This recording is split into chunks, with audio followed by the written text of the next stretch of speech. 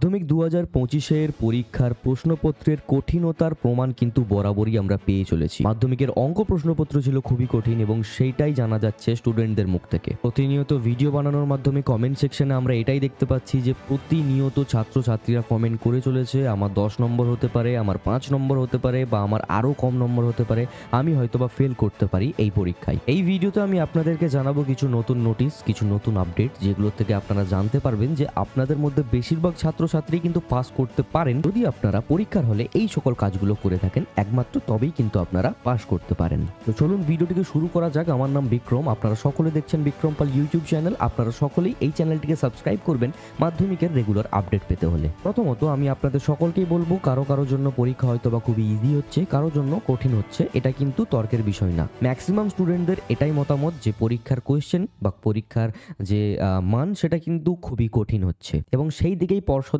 নজর রয়েছে এবং বিশেষ কিছু ঘটনাও এই পরীক্ষাগুলির মধ্যে ঘটেছে। যেমন আমরা সকলেই জানি, কোনো একটি জায়গার একটি মেয়ে তার দিদিকে দিয়ে পরীক্ষা দেওয়াতে তার সকল পরীক্ষা বাতিল হয়েছে। বিশেষ কিছু জায়গাতে স্টুডেন্টরা মোবাইল ফোন নিয়ে যাওয়াতে তাদেরও পরীক্ষা কিন্তু বাতিল হয়েছে। এই বছর সব থেকে বেশি গোলমাল হচ্ছে এবং এই বছর বেশ কয়েকটা পরীক্ষাতেই প্রশ্নপত্রের কিন্তু ভুল ছিল।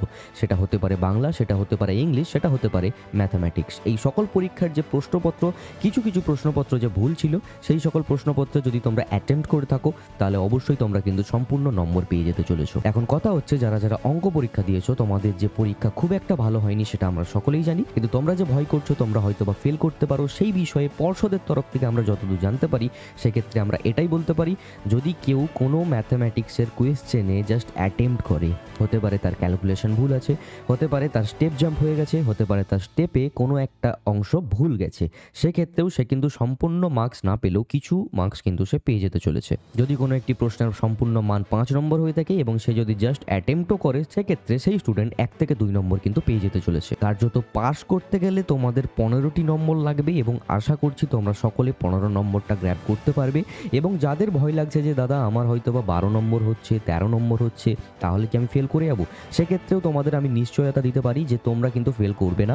পর্ষদ চাই যে প্রত্যেকটি ছাত্রছাত্রী যেন পাস আউট করে যায় এবং সেক্ষেত্রে তোমাদের সকলকে বলে রাখা ভালো, যদি কেউ 12 থেকে 13 নম্বর পায়, 11 নম্বর পায়, তো সেক্ষেত্রে জোর জবরদস্তি করিয়ে কিছু প্রশ্নের উত্তরে আরও মান বাড়িয়ে কিন্তু তোমাদেরকে 15 নম্বর ভজিয়ে দেওয়া হবে এবং তোমরা পাস আউট করে যাবে। তাহলে প্রশ্ন হচ্ছে, ফেল কারা করবে? ফেল তারাই করবে যাদের খাতা শূন্য থাকবে, যারা কিছুই করতে পারবে না, কেবলমাত্র তারাই ফেল করবে। আদারওয়াইজ সকলেই কিন্তু পাস করবে। পর্ষদ সবসময় চাই তাদের ছাত্রছাত্রীরা যেন পাস আউট করে যায় প্রতি বছরই। আমি বিক্রম পাল, আমাদের এই ইউটিউব চ্যানেল বিক্রম পালের তরফ থেকে আমি একটা কথাই বলবো, যেগুলো হয়ে গেছে, পরবর্তী পরীক্ষার জন্য প্রিপারেশন নিতে থাকো, ভালো করে পরীক্ষা দাও। আশা করছি তোমাদের পরবর্তী পরীক্ষাগুলো বেশ ভালো যাবে এবং তোমরা সকলেই যে মাধ্যমিকের পরীক্ষাতে পাস আউট করবে, যেগুলো আমি পয়েন্ট দিলাম সেগুলো যদি তোমরা মেনে থাকো, তো সেক্ষেত্রে কোনো কিন্তু তোমাদের চিন্তা থাকার কারণ না।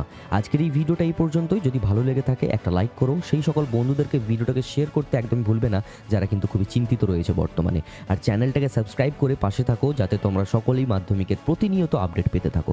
দেখা হচ্ছে পরবর্তী কোনো এক ভিডিওতে নতুন কিছু টপিক নিয়ে। সকলেই ভালো থেকো, সুস্থ থেকো, বাই।